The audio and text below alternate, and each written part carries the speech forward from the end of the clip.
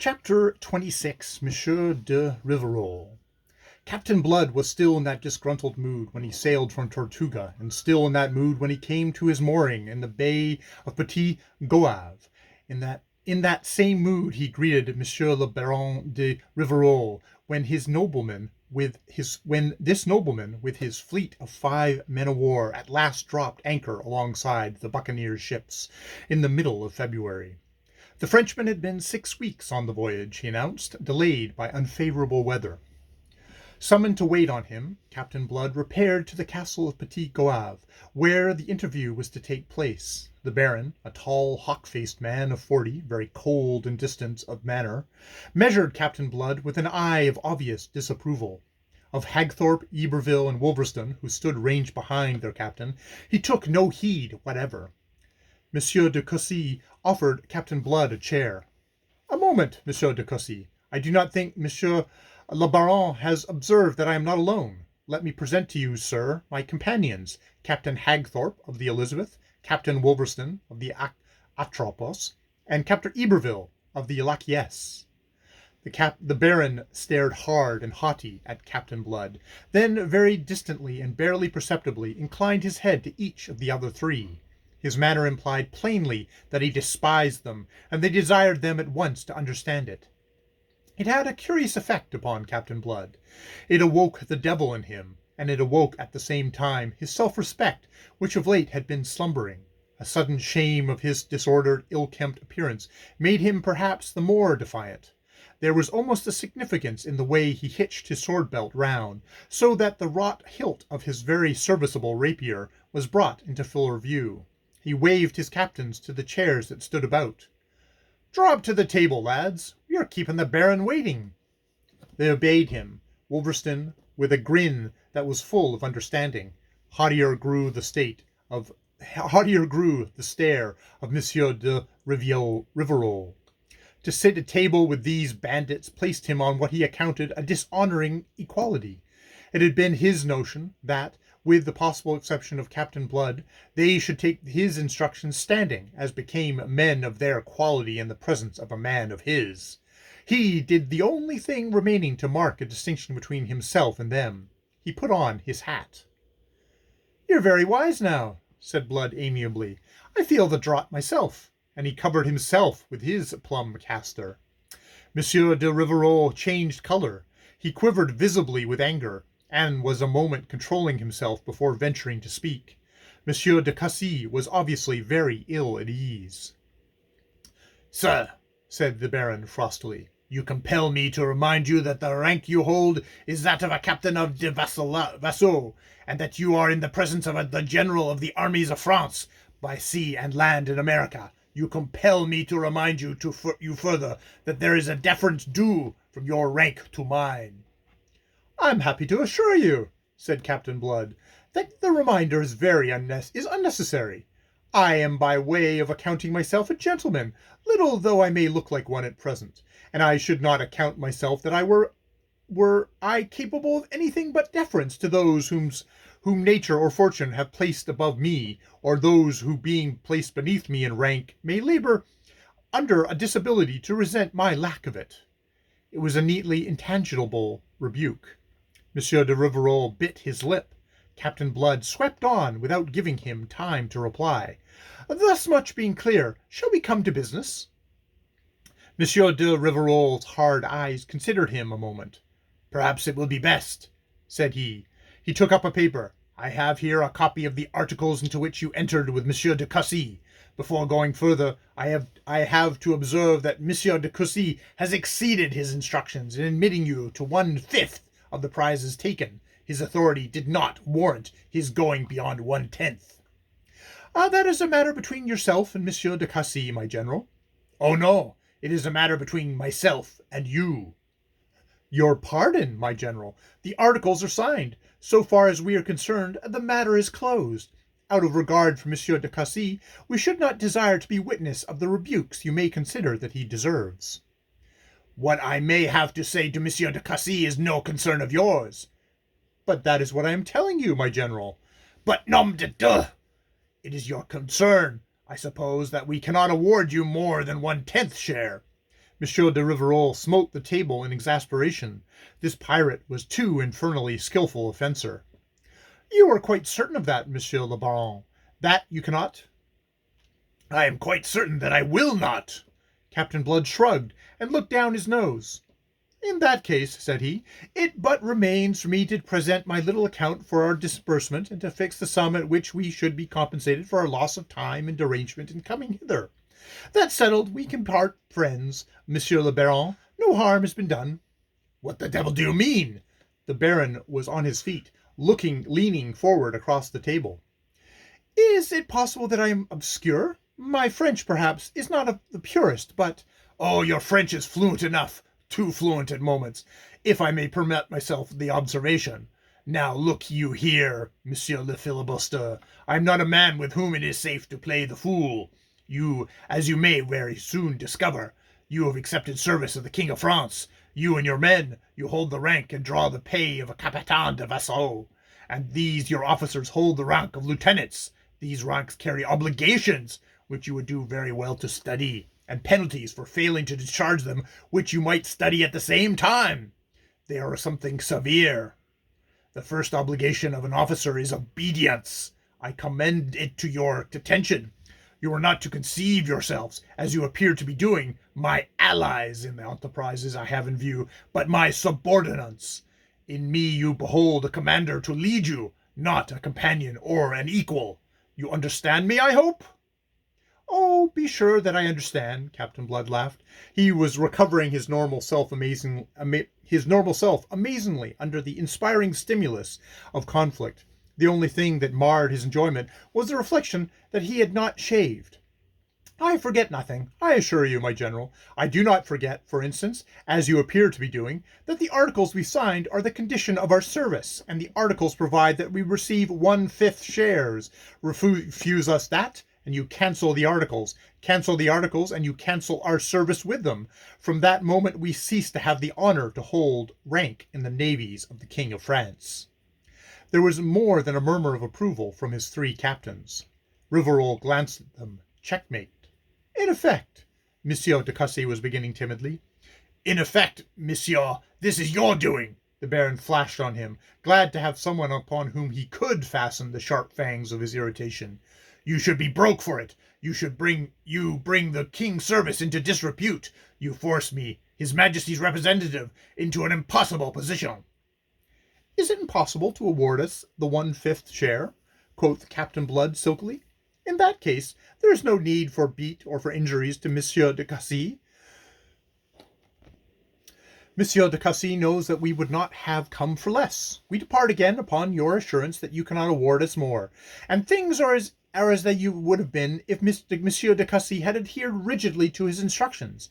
I have proved, I hope, to your satisfaction, Monsieur le Baron, that if you repudiate the articles, you can neither claim our services nor hinder our departure.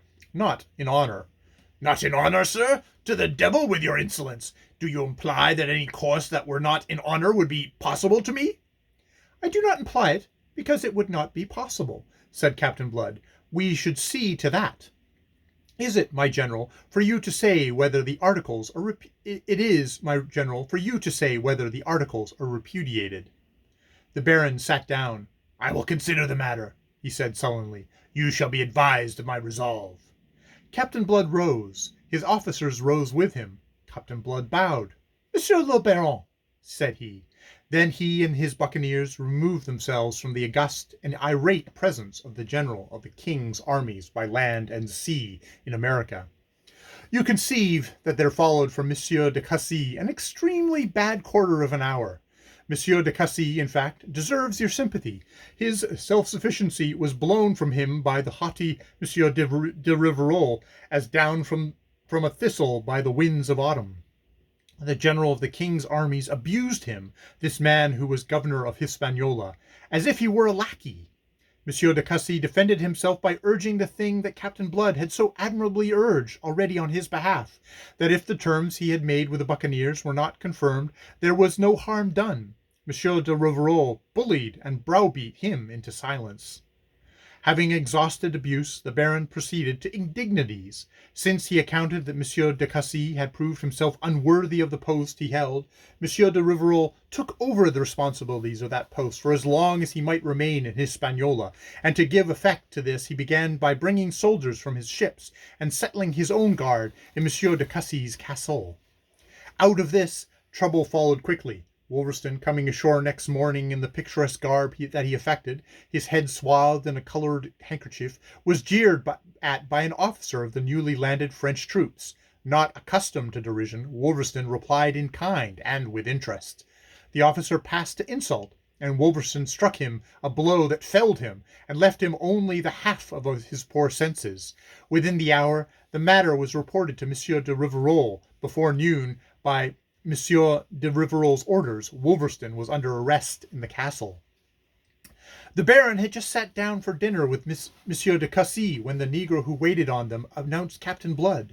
Peevishly, M. de Rvrl bade him be admitted, and there entered now into his presence a spruce and modest gentleman, dressed with care and sombre richness in black and silver, his swarthy, clear-cut face scrupulously shaven, his long black hair in ringlets that fell to a collar of fine point. In his right hand the gentleman carried a broad black hat with a scarlet ostrich plume, in his left hand an ebony cane. His stockings were of silk. A bunch of ribbons masked his garters, and the black rosettes on his shoes were finely edged with gold. For a moment, M. de Rvrl did not recognize him, for Blood looked younger by 10 years than yesterday, but the vivid blue eyes under the level black brows were not to be forgotten, and they proclaimed him for the man announced even before he had spoken. His resurrected pride had demanded that he should put himself on an equality with the Baron and advertise that equality by his exterior. "I am come inopportunely," he courteously excused himself. "My apologies. My business could not wait. It concerns M. de Cassy, Captain Wolverstone of the Lancesse, whom you have placed under arrest." "It was I who placed him under arrest," said M. de Rvrl. "Indeed! But I thought that M. de Cassy was governor of Hispaniola." "Whilst I am here, monsieur, I am the supreme authority. It is well that you should understand it." "Perfectly. But is it not possible that you are aware of the mistake that has been made?" "Mistake, do you say?" "I say mistake. On the whole, it is polite of me to use that word. It is also expedient. It will save discussions. Your people have arrested the wrong man, M. de Rvrl. Instead of the French officer who used the grossest provocation, they have arrested Captain Wolverstone. It is a matter which I beg you to reverse without delay." M. de Rivarol's hawk-like face flamed scarlet. His dark eyes bulged. "Sir, you are insolent, but of an insolence that is intolerable." Normally a man of the utmost self-possession, he was so rudely shaken now that he actually stammered. "Monsieur le Baron, you waste words. This is the new world. It is not merely new, it is novel to one reared amid the superstitions of the old. That novelty you have not had time, perhaps, to realize. Therefore I overlook the offensive epithet you have used. But justice is justice in the new world, as in the old, and injustice as intolerable here as there. Now justice demands the enlargement of my officer, and the arrest and punishment of yours. That justice I invite you, with submission, to administer." "With submission?" snorted the Baron, in furious scorn. "With utmost submission, monsieur. But at the same time I will remind M. le Baron that my buccaneers numbered 800, your troops 500, and M. de Cassy will inform you of the interesting fact that any one buccaneer is equal in action to at least 3 soldiers of the line. I am perfectly frank with you, monsieur, to save time and hard words. Either Captain Wolverstone is instantly set at liberty, or we must take measures to set him at liberty ourselves. The consequence may be appalling, but it is as you please, M. le Baron. You are the supreme authority. It is for you to say." M. le Rvrl was white to the lips. In all his life he had never been so bearded and defied, but he controlled himself. "You will do me the favour to wait in the anteroom, Monsieur le Captain. I desire a word with M. de Cassy. You shall presently be informed of my decision." When the door had closed, the Baron loosed his fury upon the head of M. de Cassy. "So these are the men you have enlisted in the king's service? The men who are to serve under me, men who do not serve but dictate, and this before the enterprise that has brought me from France is even underway. What explanations do you offer me, Monsieur de Cussy? I warn you that I am not pleased with you. I am, in fact, as you may perceive, exceedingly angry." The governor seemed to shed his chubbiness. He drew himself stiffly erect. "Your rank, monsieur, does not give you the right to rebuke me, nor do the facts. I have enlisted for you men that you desired me to enlist. It is not my fault if you do not know how to handle them better. As Captain Blood has told you, this is the new world." So, Monsieur de Rvrl smiled malignantly. "Not only do you offer no explanation, but you venture to put me in the wrong. Almost I admire your temerity. But there," he waved the matter aside. He was supremely sardonic.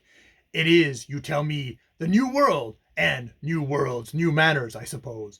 In time I may conform my ideas to this new world, or I may confirm this new world to my ideas." He was menacing on that. "For the moment I must accept what I find. It remains for you, monsieur, who have experience of these savages by ways, to advise me out of that experience how to act." "Monsieur le Baron, it was folly to have arrested the buccaneer captain. It would be madness to persist. We have not the forces to meet force."